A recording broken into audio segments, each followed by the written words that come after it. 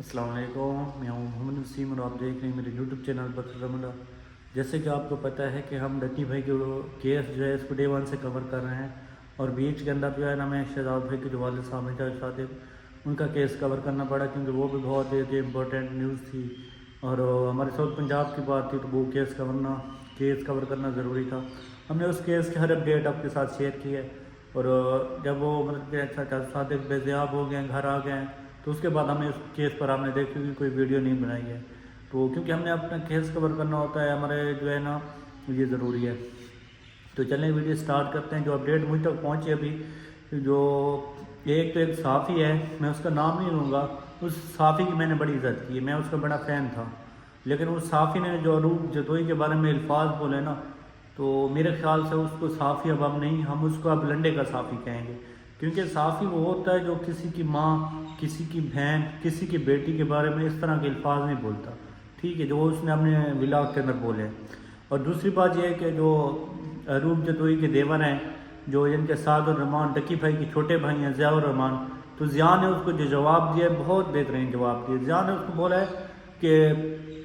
میں جانتا ہوں کہ یہ آپ سے کون بلوا رہا ہے اور یہ آپ کس کے کہنے پر بول رہے ہو، اور میں یہ بھی جانتا ہوں کہ آپ آئینہ دیکھ کر یہ چیزیں نہیں بول رہے، مطلب کہ اس کو بہت کرارا جواب دیا۔ میں وہ جو تحریر ضیاء نے اسٹوری میں لکھی وہ آپ کے ساتھ شیئر کر دوں گا کسی اور ولاگ میں۔ بہرحال کیونکہ ہم نے آج جو ڈکی بھائی کی پیشی کے حوالے سے بات کرنی ہے، تو پہلے اسی پر ہی بات کر لیتے ہیں، بعد میں چیزیں ہوتی رہیں گی جو ضیاء کا مطلب کے معاملات ہیں یا باقی۔ اچھا، اب جو تازہ ترین اپڈیٹ مجھ تک پہنچی ہے وہ یہی ہیں کہ جو کل ڈکی بھائی کی پیشی ہے، اور جو ڈکی بھائی کا پرانا وکیل تھا ڈکی بھائی نے وہ چینج کر لیا اس کی فیملی نے۔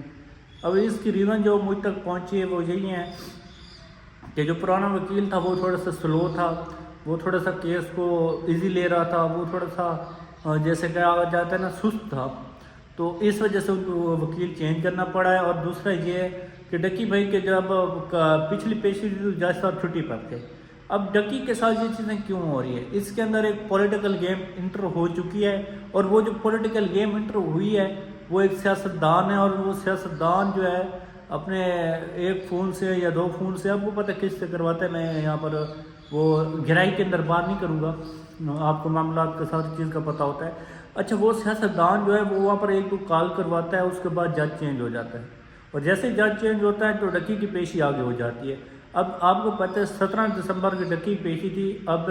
جو ہے وہ 24-25 دسمبر پر چلی گئی ہے، تو اسی طرح اس کی جو ہے نا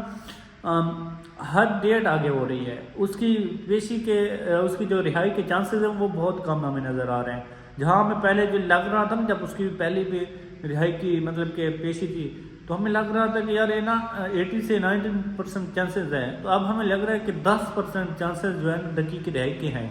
آپ کہہ رہے ہوں گے یہ کیسے؟ میں آپ کو بتاتا ہوں۔ دیکھیں، جو جج صاحبان ہیں وہ کیس سننے ہی نہیں رہے، کبھی وہ چھٹی پر ہوتے ہیں، کبھی وہ کہہ دیتے ہیں ہم کیس نہیں سن رہے ہیں کہ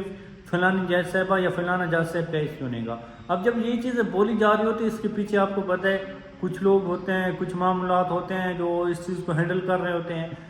کیونکہ ہم گہرائی کے اندر بات نہیں کریں گے، جو مطلب کہ سوشل میڈیا پر باتیں چل رہی ہیں وہی کریں گے۔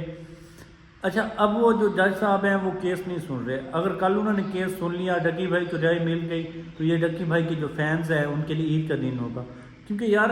اب اس کیس کا نہ کوئی سارے نہ پاؤں ہے۔ آپ نے دیکھا ہوگا کہ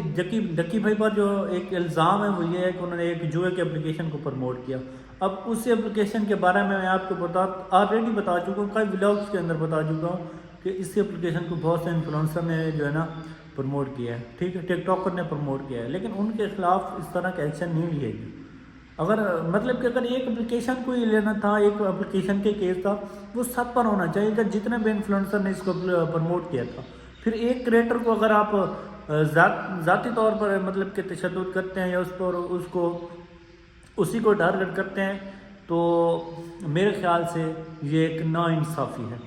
جہاں تک ایک میری سوچ ہے۔ باقی اللہ بہتر کرے گا، اللہ ہر چیز کا مالک ہے، قادر ہے، خالق ہے، اور اللہ ہی بہتر کر سکتے، کوئی اس انسان کے بس میں نہیں ہے۔ آپ نے دعا کرنی ہے کہ جلدی جلدی جو ہے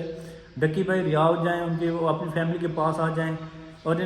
اگر آپ کے کمنٹس وغیرہ آئے تو نیکسٹ ویڈیو میں بتاؤں گا کہ ضیاء الرحمان نے جو ایک صحافی کے لیے دھلائی کی ہے، اس کو جواب دیا ہے، وہ کون سا صحافی تھا، اس کی ساری ڈیٹیل نیکسٹ ویڈیو میں آپ کے سامنے رکھ دوں گا۔ تو ہم ملیں گے نیکسٹ ویڈیو کے اندر، تب تک کے لیے